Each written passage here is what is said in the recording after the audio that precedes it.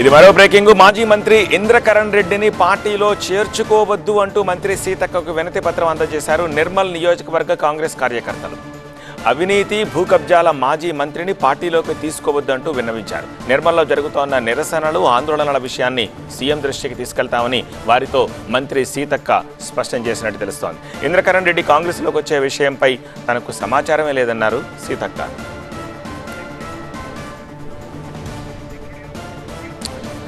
దీనికి సంబంధించి మరింత సమాచారం మా ప్రతినిధి నరేష్ అందిస్తారు. నరేష్,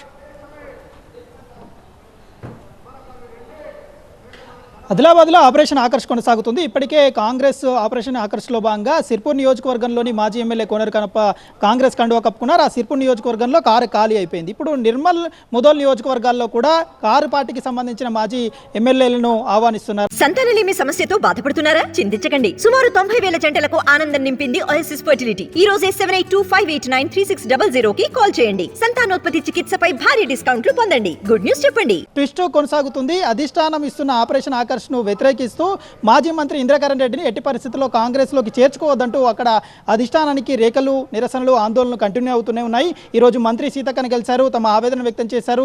మాజీ మంత్రి ఇంద్రకరణ్ రెడ్డి హయాంలో 10 ఏళ్ల పాటు మేము అనేక కేసులను ఎదుర్కొన్నాం. అక్రమ భూ కబ్జాలు కొనసాగాయి, చెరువుల కబ్జాలు కొనసాగాయి, డివన్ పట్టాల కబ్జాలు కొనసాగాయి. ఈ విధంగా కబ్జాలు చేసిన మాజీ మంత్రిని మన పార్టీలోకి ఆహ్వానిస్తే పార్టీ పరువు పోతుంది, కీలకమైన ఓట్ బ్యాంక్ కూడా కోల్పోతాం.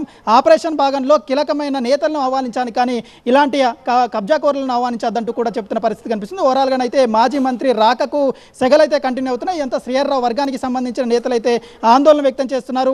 3 రోజులుగా ఈ ఆందోళన అయితే కంటిన్యూ అవుతున్నాయి. అయితే ఢిల్లీ స్థాయిలో మాజీ మంత్రి ఇంద్రకరణ్ రెడ్డి ఇప్పటికే మంత్రాలు జరిపి పార్టీలో చేరేందుకు ఇప్పటికే క్లియరెన్స్ తీసుకున్నట్టుగా తెలుస్తుంది. మరో 2 రోజుల్లో పార్టీలో చేర్చారని అయితే సమాచారం అయితే అందుతుంది.